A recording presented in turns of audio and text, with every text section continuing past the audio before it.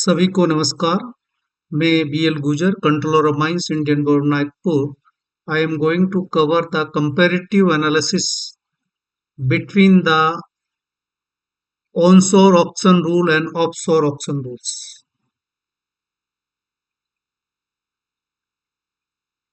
So, in auction rule, main features in both the auction rules are terminology which are used is one is value of estimated resources, value of mineral dispatched, sale price of minerals, what is the reserve price, then auction prerequisite, bidding process, upfront payment, performance securities, etc.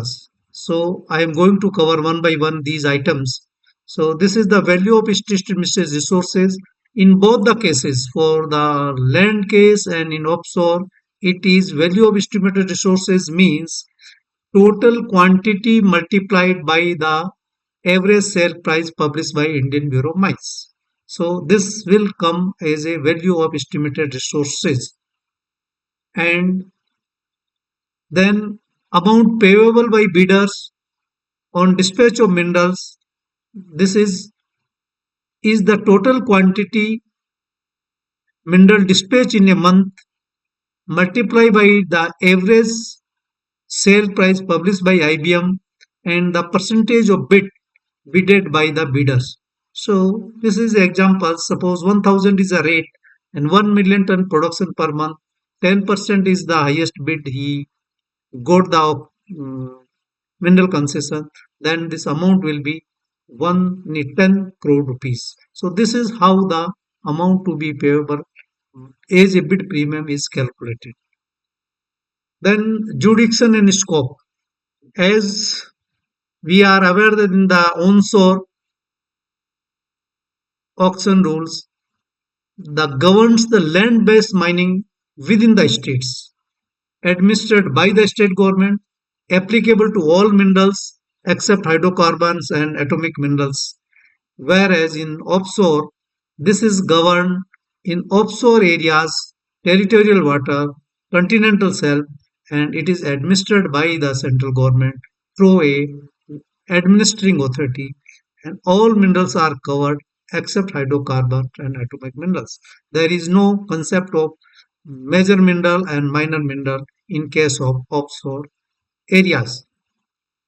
Then governing authorities in onshore auction conducted by mostly state government via online e-platforms, and in offshore auctions will be conducted by central government via online platform. And in case of onshore, for critical minerals and for exploration license, central government is also empowered to conduct the auction of the minerals. Whereas in offshore, total auction will be conducted by central government only. Then a type of mineral concessions, as we know that composite license, one type of concession, mining lease, one type of concession, and exploration license is introduced in 2023. In composite license, first exploration will be carried out, then it will be applied for mining lease on uh, evidence, establishment of evidence of minerals. And in mining lease cases, directly mining lease will be auctioned.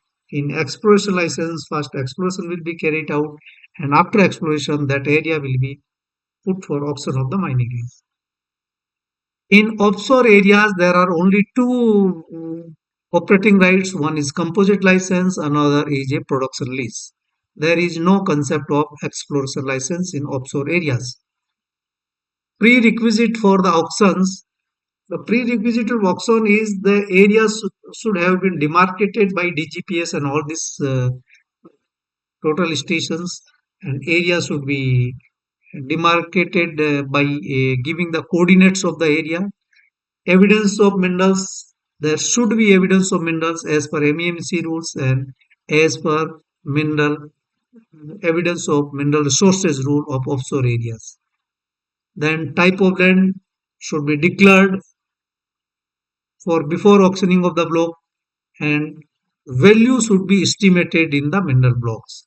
Value estimated, it is essential for ascertaining the net worth requirement of the bidders. So, value of estimated resources in both the cases is required, and prior approval of central government is also required for auctioning of composite license in onshore lands. Prerequisite for auctions: onshore land composite license, minimum G3 level of exploration is required, and for mining lease, it is a G2 level of exploration, geological exploration is required for grant of for auction of mining lease. And for exploration license of seventh scheduled minerals, there is no formal exploration level is required. Without exploration license can be given a particular area. Whereas in offshore area, for a composite license, minimum G4 level of exploration is required, and for production lease, G2 level of exploration is made essential. Then eligibility, there are two eligibility for offshore and onshore areas. One is it should be a Indian nationals or a company established in India. The second is net worth requirement for a bidder. Net worth requirement depends on the value of estimated resources. So if value of estimated resources is more than 1,000, then 2% of value of estimated resources is required for a individual applicant. And if it's between 100 and 1,000, then 1%. And if it is equal to or 100, that is 0.5% of value of estimated resources is required. Then the maximum cap is 200. It should not be maximum 200 crores. For composite license, the maximum limit rates are half than the mining lease, but maximum limit is also half, that is 100 crores.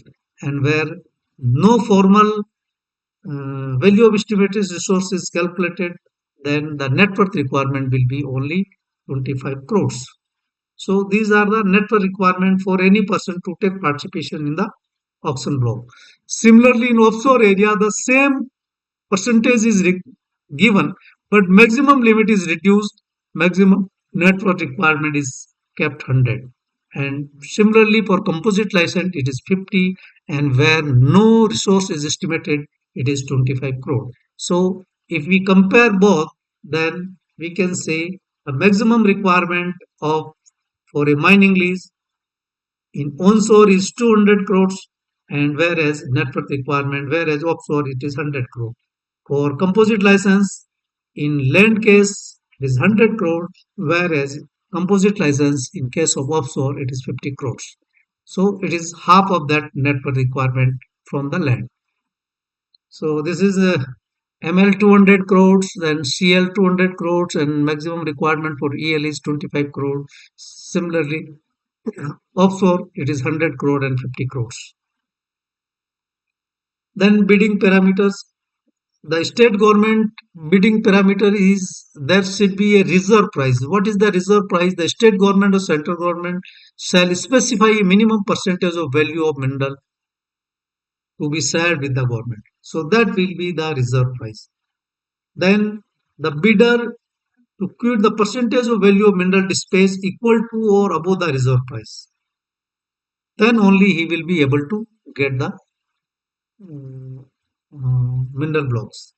Then bidder shall furnish a bid security to the state government or central government, and if an area being granted under ML has more than one mineral, the bidder has to pay same percentage of premium for all the minerals mined in the mine from the mineral blocks. Then there is a this is amendment is no affiliate bidder is allowed to participate in the auction. Means a person who is a main bidder and his sister concern or his subsidiary cannot participate in the same bid. So this is the restriction. So a subsidiary means a person bidder who controls such bidders, is controlled by such bidder, have a under control with the bidder, an associate company of that bidder, or a subsidiary of such bidder. It will be called as a affiliate, and they are not allowed for the auction in the same block where main bidder is participating the same. Auction process for grant of mining lease, as you all are aware that there will be two round of auction. First round will be bidder shall submit a technical bid and initial offer, and top 50% of these qualified bidder or five, whichever is higher, will proceed for the second round. And if there are less than three, then auction will not be completed, and again second attempt will be made for auctioning the block. So after the initial higher offering, this will be the uh, in the first round. It will be second round. It will be the initial offering, and all the bidder has to bid above that initial offering, and whoever bid the highest will get the bid. Then after that, grant submission of performance security and mining lease will be executed in name of the bidders. Auction process of composite license is same, only the performance security will be paid as which is half than the mining lease, and there will be no lump sum amount or is to be paid. Ranking of bidders as already covered. There, agar if less than three qualified bidder, then first attempt of auction will be annulled, and if 3 to 5, then all qualified bidder will be considered for the second round, and first 50% of top 5 qualified bidder, whichever is higher, will be given allowed to take participate in the second round of the auction process. Auction process is as they have to register an auction platforms. Bidder has to register auction platform. Then IPO opened after technical scrutiny. Whoever is a initial public offering, highest IPO will be, follow-up IPO will be for the second bidder, and whoever getting the highest will be preferred bidder. And if he pays the first installment, then he will be declared as a successful bidder, and the letter of intent will be issued to him. This is the illustration how this, suppose 10% is the initial offering, then in the second bid, the 10% will be become the floor price. And whoever bid more than 10 or highest, he will be declared as a successful preferred bidder. Then there is a difference in the performance security of the onshore case and offshore case. So bid security is 0.25 of VR or 50 crore. Here is offshore also it is 0.25, but uh, 10 crore, whichever is lower. So it is a maximum here is 50, here is 10. Performance equity is similarly 0.5%. In offshore also it is 0.5%, but here maximum is 500 crores, and here in offshore area it is of 100 crores. Composite license performance equity is 0.25 in both the cases, but here is lower limit is 50, maximum limit is 50 crores. So upfront payment again in land case 500 is maximum. It is 0.5% of value of student resources, and in offshore it is also half 2.5% of, or it will be 50 crore. So performance equity is also reduced to almost 50% in all the cases. Upfront payment is also reduced. So this is how the auction process. NEET is issued, submission of technical bid, initial bid, then first round, then evaluation of technical person, then highest three bidder or top 50% will be, again they will take part in the second, and this process e-auction will be completed. Thank you very much for giving attention to this video. Thanks.